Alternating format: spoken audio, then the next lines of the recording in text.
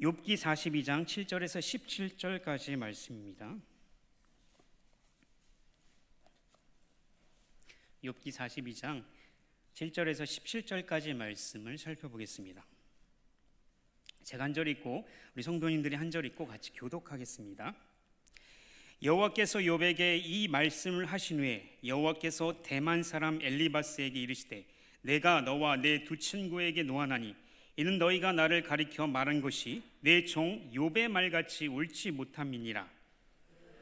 너희는 수소 7과 순양 7을 가지고 내 종 욥에게 가서 너희를 위하여 번제를 드리라. 내 종 욥이 너희를 위하여 기도할 것인즉 내가 그를 기쁘게 받으리니 너희가 우매한 만큼 너희에게 갚지 아니하리라. 이는 너희가 나를 가리켜 말한 것이 내 종 욥의 말같이 옳지 못함이라. 이에 대만 사람 엘리바스와 수아 사람 빌닷과 나아마 사람 소발이 가서 여호와께서 자기들에게 명령하신 대로 행하니라. 여호와께서 욥을 기쁘게 받으셨더라. 욥이 그의 친구들을 위하여 기도할 때 여호와께서 욥의 곤경을 돌이키시고 여호와께서 욥에게 이전 모든 소유보다 갑절이나 주신지라. 이에 그의 모든 형제와 자매와 이전에 알던 이들이 다 와서 그의 집에서 그와 함께 음식을 먹고 여호와께서 그에게 내리신 모든 재앙에 관하여 그를 위하여 슬퍼하며 위로하고 각각 캐시타 하나씩과 금고리 하나씩을 주었더라. 여호와께서 욥의 말년에 욥에게 처음보다 더 복을 주시니 그가 양 14,000과 낙타 6,000과 소 1,000겨리와 암나귀 1,000을 두었고 또 아들 7과 딸 3을 두었으며 그가 첫째 딸은 여미마라 이름하였고 둘째 딸은 구시아라 이름하였고 셋째 딸은 게렛 합북이라 이름하였으니 모든 땅에서 욥의 딸들처럼 아리따운 여자가 없었더라. 그들의 아버지가 그들에게 그들의 오라비처럼 기업을 주었더라. 그 후에 욥이 140년을 살며 아들과 손자 사대를 보았고 같이 읽겠습니다. 욥이 늙어 나이가 차서 죽었더라. 아멘. 네, 오늘 이 시간에 너희를 위하여 기도하라라는 제목으로 하나님의 말씀을 전하겠습니다. 제가 저번 주에 서두에 예화를 하나 들었는데요. 다른 분들이 저를 만나면서 그래서 어떻게 됐어요? 이걸 자꾸 물어보시더라고요. 그래서 제가 약간의 높아심이 있어서 제가 예화를 드는 것은 단순히 어떤 이런 어디서 보고 이런 것이 아니라 제가 그 예화 하나를 선택하기까지 1년 반 동안 하나님 앞에 매일같이 울었던 그 기도 제목이에요. 그것을 가지고 우리 성도님들에게 이야기를 하고 있습니다. 그때 제가 1년 반 동안 정말 한 사람을 위해서 놓고 기도를 했는데 새벽마다 하나님께 부르셨어요. 그런데 그때 하나님께서 깨닫게 하신 것들이 너무나 많았기 때문에 그것을 일장에 고이고이 기록해 놓고 그리고 나중에 정말 이걸 써야지 하라고 생각하고 저장했던 저의 보물과 같은 예화들인 것이죠. 네, 이것을 얘기하는 것은 맥락을 잘 이해하시고 거기서 말하는 원리가 무엇인지 하나님이 절대 우연이 없다, 우리에겐 우연이 없다라는 것을 이야기하고자 제가 그 예화를 쓴 거죠. 더 재밌는 것은 그 뒤로 어떻게 됐냐면 그 친구는 다른 형제와 결혼해서 지금 3명의 자녀를 놓고 잘 살고 있습니다. 이렇게 웃으면서 얘기하지만 매일매일 새벽마다 하나님께 가서 부르셨을 때 웃으며 절대 기도 못했어요. 이건 한 10년이 아니죠. 한 7년 지나고 나서야 웃을 수 있는 거고 그렇기 때문에 이후에 이제 이 결론 부분에 가서 이따 기도의 시간에 가서 어떻게 하나님이 저를 이끄셨는지 그 부분을 좀 나누겠습니다. 끝까지 설교를 집중하셨으면 좋겠습니다. 네, 제가 이제 목회자가 되고 사역을 본격적으로 하기 시작하면서 종종 느끼는 감정들이 있는데 목회자로서 절망스러울 때가 너무나 많습니다. 물론 일을 잘 못해서 초보니까 일도 잘 못하고 사람 대하는 것도 서툴고 이래서 말씀 전하는 것도 서툴고 이래서 절망할 때도 있지만 그런 거는 그래 배우면 되고 좀 경험이 쌓이면 돼 라고 생각하지만 정말 절망적인 느낄 때는 설교를 하러 올라오는데 설교하는데 내가 그 말씀대로 일주일 동안 살지 못했다. 그 절망감이 저에게는 정말 너무나 괴롭습니다. 아직은 제가 초짜 설교자라서 말씀대로 살지 못하고 일주일 동안 정말 소위 세상에서 말하는 개판처럼 살다가 설교단에 서면은 할 말이 없는 그 답답함, 그 심정이 너무나 괴롭고 그것이 참 외로울 때가 많습니다. 또 절망스러울 때는 성도를 만났는데 그 성도의 상황이 너무 어려워요. 내가 도와줄 수 있는 게 아무것도 없고 그냥 그래요, 이 한마디밖에 할 수 없는 그 절망 상황을 봤을 때 너무너무 답답하고 정말 어디다 말도 못하고, 하나님 이럴 때는 그냥 신의 은사 한 방 빵 주셔서 말하면 딱 낫게 해주셔서 그래서 하나님 영광 드러내면 좋잖아요 라고 할 정도로 절망스러운 순간이 있습니다. 너무나 어려운 상황을 만났을 때요. 그런데 목회자로서 한계도 있습니다.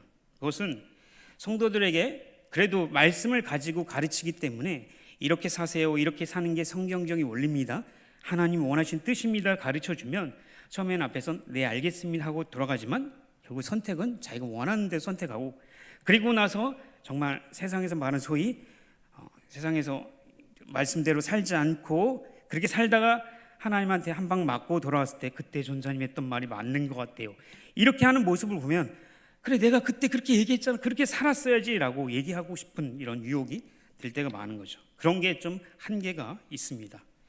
이런 얘기를 하는 이유는 이런 유혹이 들어요. 그런 성도가 다시 돌아오면 거봐, 내가 그때 말할 때 들었으면 됐잖아, 말씀대로 살면 다 잘 되는데 왜 그 말을 못 믿어 라고 이렇게 딱 정답을 제시해주고 싶은 유혹이 저에게 든다는 거죠. 그런데 여기 정말 저보다 신앙의 연륜이 정말 많으신 우리 어르신들 앞에서 감히 제가 이런 얘기를 하는 것도 부끄럽지만, 신앙생활을 하다 보면 이렇게 딱 이분법적으로 해결되는 답이 있지만 그렇게 살지 못한 우리 인생이 더 많지 않습니까?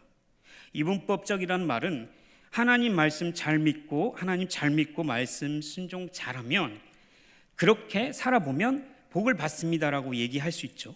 그런데 만약 반대로 그렇게 못 살아서 말씀 순종하지 않고 자기 마음대로 살면 벌을 받는 건 당연한 거야 라고 이렇게 이분법적으로 해답을 제시해주고 싶은 이런 것들이 있죠. 이런 것들은 사실 참 쉬운 답입니다. 신앙생활을 하다 보면 사실 이런 해답처럼 나오는 결과가 나오는 것들을 보이지만 대부분 고민하고 어려워하고 힘들어하고 염려하고 금심하는 것들이 우리 신앙의 대부분을 채우고 있다는 거죠. 이렇게 이분법적으로 뭔가 딱 떨어지도록 설명해주고 그렇게 됩니다라고 얘기해주고 싶습니다. 그런데 점점점 인생을 살다 보면 뭔가 일이 잘 풀리지 않고 내 앞길에 막히고 특히 내 자녀들이 원하는 대학에 들어가지 못하고 뭔가 내 집에서 이제 갑자기 단어가 생각이 안 나는데 남편이 이제 사업장에서 사업을 하는데 그 사업이 잘 안 되고 막 이런 어려움을 겪게 되면 뭔가 내가 하나님 앞에 잘못 살고 있는 건가라는 생각이 들고, 그래서 하나님 말씀에 더 순종해야 되나, 더 열심히 기도해야 되나, 더 헌금 많이 해야 되나 이런 생각이 들 때가 많이 있는 거죠. 그래서 우리는 쉬운 답을 또 선택합니다.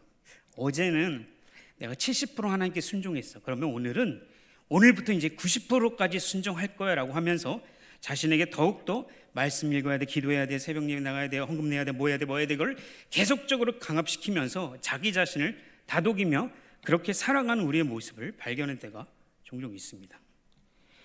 또한 이런 사람들을 보면서 우린 이렇게 얘기하고 싶을 때가 있죠. 그렇게 살면 안 돼, 이렇게 살아야지라고 얘기하고 싶은 이런 유혹들도 많이 받습니다. 신앙은 이분법적으로 하나님 잘 믿으면 우리 인생이 잘 되는 것만이 정답은 아닙니다. 오늘 욥의 이야기를 잘 아실 것입니다. 욥은 어떤 사람이죠?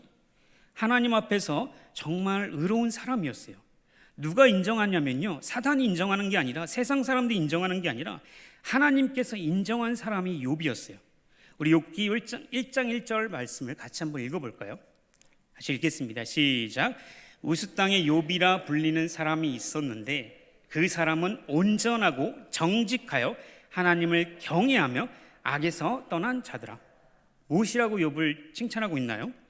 흠이 없어요. 정직하고 하나님 경외하기를 땅에서 악에서 떠난 자라고 누가 얘기를 하고 있는 거죠?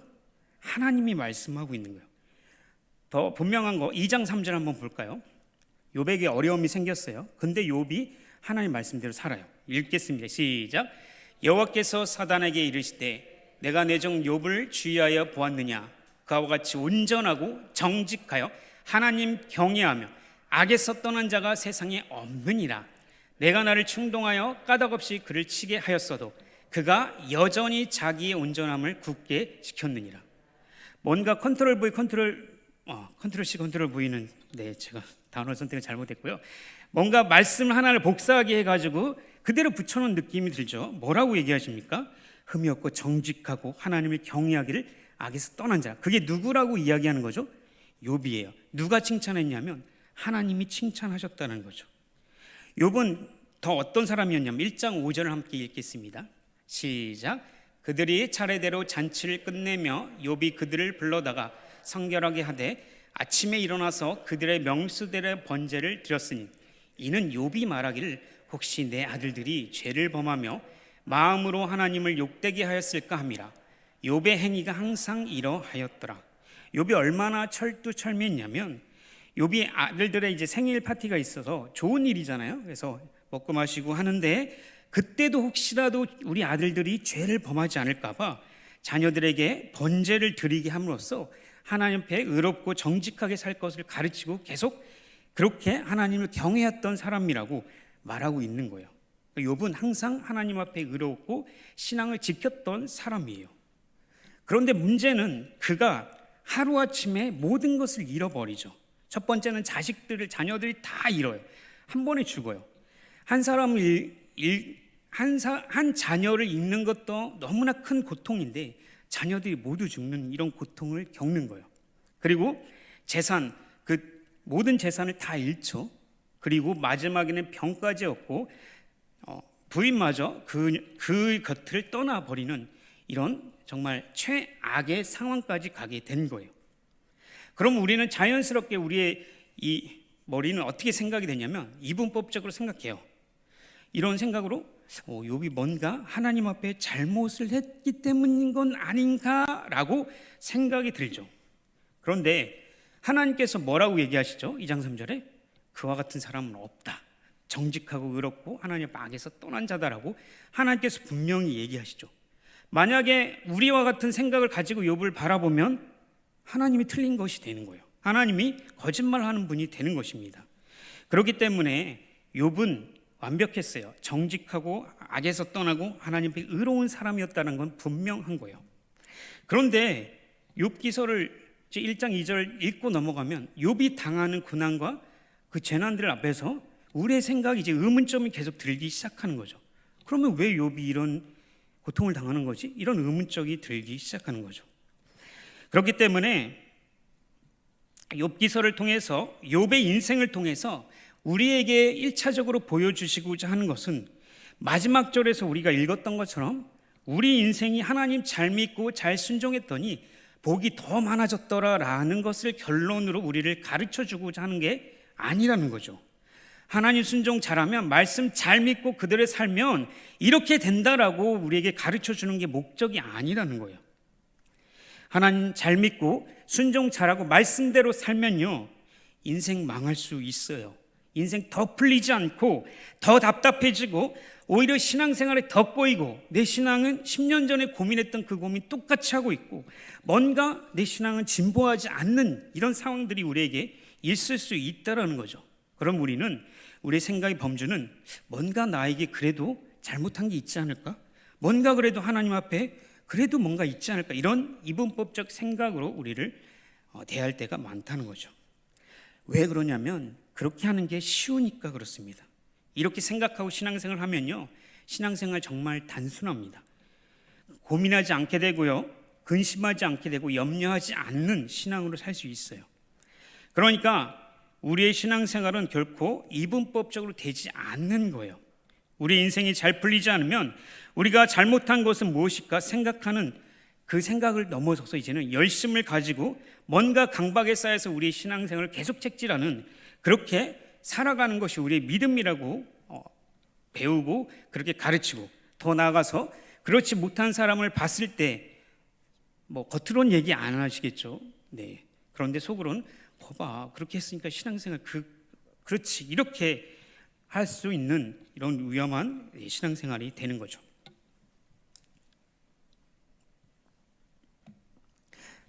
네, 성도 여러분 혹시 믿음의 반대말이 무엇인지 아십니까? 믿음의 반대말이요. 믿음의 반대말? 그죠? 불신앙이라고. 네, 그 말씀도 맞습니다. 그런데 성경적으로 좀 더 생각해 보면 믿음의 반대말은 자기의입니다. 그러니까 자신의 노력으로 뭔가를 의를 이루고자 하는 그 의가 믿음의 반대말이죠. 예수님께서 분명히 십자가에서 이루신 구원의 그 사건을 우리가 믿기만 하면 우리는 구원을 받는다고 그렇게 말씀하시고 그렇게 믿었어요. 그런데 그렇기 때문에 십자가 앞에서 우리가 할 수 있는 것은 아무것도 없습니다. 오히려 십자가 앞에 서니까 더 내가 한 게 없습니다라고 고백할 수 없는 이런 심정뿐이라는 거죠. 그래서 믿게 된 것이고 하나님을 더 믿게 된 것이죠. 우리가 한 것은 아무것도 없고 오히려 했다면 십자가를 향해서 돌을 던지거나 예수님을 모독하고 모욕했던 것이 우리가 했던 것인 것이죠. 그런데도 믿기만 하면 우리에게 구원을 주시겠다고 약속하신 거, 우리가 아무 노력 없이 아무것도 한 거 없이 예수님이 하신 모든 것을 믿기만 하면 우리에게 구원을 주신다고 약속하신 거죠. 그렇기 때문에 무엇인가 노력을 통해서 예수님이 아닌 우리의 노력과 의를 통해서 얻어내려고 하는 그 자기의, 그것이 믿음의 반대말인 것이죠. 그러나 기억할 것은, 우리가 정말로 기억해야 할 것은 하나님의 은혜예요. 하나님은 우리가 무엇을 잘했기 때문에 우리에게 더 많이 주고 덜 주고 그렇게 하는 분이 아니라, 더 많이 하면 더 많은 걸 주시고 더 적게 하면 더 적게 주고 이렇게 하는 분이 아니라, 잘못하면 그에 많은 벌을 그때마다 다 내려주시고 뭔가 일도 잘 풀리지 않게 하고 내 인생 뭔가 저쪽 구석에 가게끔 하는 그런 하나님이 아니라는 거죠. 물론 그렇게 하실 수도 있습니다. 그런데 그것이 하나님의 전부가 아니라는 거예요. 하나님은 긍휼이 많으신 하나님이기 때문에 우리가 죄인인 걸 알고 우리가 죄밖에 지은 것이 없다는 걸 알면서도 우리를 위해서 예수님을 보내주시고 그분을 믿게 하신 거예요. 그러니까 그리스도를 믿고 회개하고 회심했을지라도 여전히 습관적으로 짓는 죄 때문에 하나님 앞에 슬퍼하는 우리들도 아세요. 그리고 하나님 없이 다른 것에 자꾸 기쁨을 누리려고 하는 우리의 자신의 연약함도 하나님 다 아셔요. 그런데 그 모든 것을 뛰어넘으셔서 그 모든 것을 구원하신 예수 그리스도의 십자가 사건을 우리에게 주신 거죠. 그렇기 때문에 우리가 기억해야 할 것은, 우리가 무엇을 잘해서 반대로 우리가 연약해서 뭔가 하나님의 무엇을 이루고자 한다면 그것은 예수님의 피값으로 사신 그 복음의 능력을 모독하는 행동이 될 수 있는 거죠. 하나님은 우리의 어떤 상황이 있어도 우리를 끝까지 끌고 가시는, 구원을 완성하시는 그 하나님이기 때문에 우리의 어떤 노력이 그것에 좌우될 수 있다는 것이 아니라는 것입니다. 하나님 앞에서 열심을 다해 하나님을 사랑하려고 노력하는 거 하나님 기쁘게 받으시죠. 그런데 그것 때문에 우리에게 더 많은 믿음을 주시고 더 많은 우리에게 복을 주시는 것은 아니라는 거죠. 그렇기 때문에 우리가 이 받은 구원은 절대 돈으로 환산할 수 없고 우리의 노력으로 이루어질 것들이 아니라는 것을 알 수 있습니다. 우리가 노력하는 것들은요, 사실 하나님 앞에 보면 아무짝에 쓸모없는 일이 될 수도 있습니다. 그렇기 때문에 우리들의 열심과 노력이 하나님의 의를 이룰 수 있다라고 믿고 그렇게 행동한다면 그것은 예수 그리스도의 복음을 제대로 믿지 못하는 것이죠. 우리 사랑하는 자녀들이 있지 않습니까? 우리 여기도 2-3살 된 자녀들이 많은데 제가 때가 됐는지 그 아이들만 보면 너무너무 좋아요. 아이들 보면 그냥 막 좋아요. 근데 그 친구들이 인사도 이렇게 하고 인사해, 안녕하세요 이런데도 너무 좋아요. 그 친구들이 이렇게 인사하는데도 너 이 녀석 똑바로, 이게 아니라 그래도 좋아요. 제 눈에도 그 아이들이 너무 예쁜데 부모의 입장에서는 그 아이들이 얼마나 예쁘겠습니까? 그래서 그런 말도 많이 하시죠. 정말 눈에 넣어도 안 아플 내 아들, 내 딸, 그렇게 얘기하죠. 눈에 넣으면 어떻게 돼요? 눈이 빠집니다. 아픕니다. 절대 안 아플 수가 없어요. 그 말은 무엇이죠? 내 전부, 내 모든 것을 바꿔도 바꿀 수 없는 그게 너다라고 얘기하시는 거죠. 그게 부모님의 사랑이고 긍휼함이고 자비함입니다. 그런데 우리가 착각하는 게 있어요. 어느 날 이 3살짜리 아이가 갑자기 부모님 앞에 찾아와서, 부모님 코로나 때문에 많이 힘드시죠? 절 받으십시오 하고 저를 꾸벅하고, 제가 이제 유치원 때려치고 나가서 돈 벌어오겠습니다 이렇게 하고 인사하고 나가면 부모님, 그래 네가 이제 드디어 정신 차렸다 하는 부모님이 있을까요? 물론 요즘 뉴스에 보니까 있는 것 같긴 한데 절대 그러지 않아요. 뭐라고 하죠? 뒤통수 딱 치면서 정신 차려 이놈아, 그냥 가서 공부나 해, 이렇게 말씀하시겠죠. 왜요? 그 아이가 뭔가를 내게 해서 기쁨이 되는 것도 있어요. 그런데 그냥 존재만으로도 기쁜 거예요. 그 아이가 그 자체만으로 너무 기쁜 것이죠. 하나님도 마찬가지입니다. 하나님께서 우리를 바라보시는 시각은, 하나님의 사랑은, 그분의 자비와 긍휼하심은 내가 얼마나 잘해서가 아니라, 뭔가를 이루어서, 그리고 반대로 못 이루어서가 아니라 내 존재 자체만으로도 사랑이고 내 존재만으로도 기쁨을 누리시는 게 하나님의 마음인 거죠. 그러니까 기억할 것은 신앙적 열심이 우리를 더욱더 거룩하게 하는 것이 아니라는 거죠. 오히려 신앙이 열심히 클수록, 더 신앙생활을 오래 할수록 더 죄의 깊이를 깨달아 갑니다. 하나님의 은혜와 자비와 긍휼을 깨달을수록 내 안에 있는 죄가 더 커져 보이는 것이 우리들이죠. 그러면 우리가 할 수 있는 것은, 내가 진짜 죄인 중, 죄수 중에 죄인이구나, 죄수 중에 최고의 죄인이구나 라는 걸 고백하면서, 그러면서 하나님밖에 없습니다, 우리 예수님밖에 없습니다라고 고백하는 거, 그것이 사도 바울이 말하는 고백인 것이죠. 이 고백을 사도 바울이 했던 것은 그가 신앙의 초기에 말한 게 아니라는 것을 기억하셨으면 좋겠습니다. 그러면 서두가 좀 길었는데, 그럼 우리는 어떻게 살아야 합니까? 라고 이야기할 수 있어요. 그럼 구원 받았어요, 예수님 믿었어요, 그러면 막 살아도 됩니까? 라고 얘기할 수 있죠. 그게 아니죠. 42장 7절을 한번 읽어볼까요? 욥기 42장 7절 읽겠습니다. 시작. 여호와께서 욥에게 이 말씀을 하신 후에 여호와께서 대만 사람 엘리바스에게 이르되, 내가 너와 내 두 친구에게 노하나니 이는 너희가 나를 가리켜 말한 것이 내 종 욥의 말같이 옳지 못함이니라. 무엇을 얘기합니까? 사실은 욥기 42장 7절 말씀이 욥기의 결론 부분이에요. 우리가 잘 알듯이 욥기의 결론을 42장 12절 15절을 알고 있죠. 그 전보다 더 많은 복을 받았다, 야, 세상에 이렇게 아름다운 자녀들이 없다, 이런 것을 기억하기 쉬운데, 그것은 그냥 단순히 열매적인 결과인 거고, 욥기에서 말하고자 하는 결론은 42장 7절이에요. 대만 사람 엘리바스에게 하나님께서 말씀하시는데, 내가 너와 두 친구에게 진노했다라고 하나님께서 말씀하시죠. 왜냐하면 너희는 나를 두고 말할 때 내 종 욥처럼 옳게 말하지 않았다. 그래서 너희는 수송아지 7마리와 순양 7마리를 가지고 내 종 욥에게 가서 너희를 위하여 기도하게 하라라고 말씀하시죠. 그러면 내가 욥을 받아주겠다라고, 그리고 너희들의 죄를 용서하겠다라고 하나님께서 말씀하십니다. 그러니까 욥이 그의 세 친구들을 위해서 중보 기도하는 것이 욥기의 결론인 거예요. 실제적 결론이고, 그리고 그가 받은 그 뒤 열매적인 축복이 그 뒤에 따라오는 것이죠. 하나님이 욥의 중재하에 그들의 잘못을 용서하신다고 말씀하시고, 욥이 그 친구들을 위하여 기도한다는 것이 우리가 오늘 봐야 할 본문의 초점인 것이죠. 어떻게 살 것인가? 그것은 바로 새 친구들을 위해 용서의 기도를 하는 것이죠. 분명한 것은 욥은 하나님께 잘못한 것이 없었어요. 고난을 당하고 많은 어려움과 환난을 겪었지만 그 모든 것이 욥이 잘못해서 겪는 것이 아니었어요. 그런데 이 세 친구들은 욥이 분명히 뭔가 잘못했기 때문에 하나님께서 이런 어려움과 고난을 주셨다라고 생각하고 확신을 가지고 욥에게 권면의 말을 계속해서 했던 것이죠. 욥을 오히려 몰아세우고 그렇게 했던 것들이 하나님께서 진노하셨다라는 것이에요. 그러니 욥에게 가서 너희를 위하여 용서의 기도를 하라고 하신 말씀인 것입니다. 이 용서의 기도를 하나님께서 들으신다라고 말씀하신 거죠. 그러니까 우리가 생각할 때 이분법적 신앙, 하나님께 잘하면 복을 받고 그렇지 못하면 벌을 받는 그런 틀에서 생각하는 것이 아니라, 그것을 뛰어넘는 하나님의 더 큰 위대한 계획이 있다라고 말씀하는 거예요. 그게 뭐냐? 새 친구를 위해 기도하는 그 용서의 기도를 제안하셨던 것이죠. 이 구절을 우리 박영선 목사님께서 이렇게 풀이하셨습니다. 제가 한번 읽어드리겠습니다.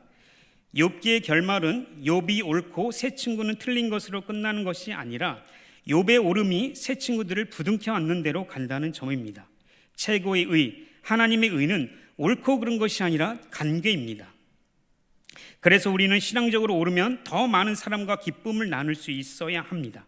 우리의 울음이 다른 사람과 불화를 일으킨다면 그것은 옳은 것이 아닙니다. 누구든지 예수님을 믿으면 구원을 얻으리라 해서 누구든지를 기억해야 합니다. 이것이 기독교 신앙의 무시무시한 힘이죠. 하나님이 다 열어놓고 있으십니다. 어디에서도 들어올 수 있습니다. 신앙을 가진 것이 우월함을 드러내는 조건이 될 수 없습니다. 인정받기 위한 유능은 필요 없습니다. 유능하라면 유익을 주기 위한 유능함이 되어야 합니다. 라고 풀이하셨습니다. 우리가 믿는 것은 하나님이시죠. 우리가 자랑할 분은 하나님 한 분밖에 없습니다. 우리는 하나님을 믿는 것이지 내가 믿는 그 믿음 자체에 우리의 모든 것을 두는 게 아니라는 거죠.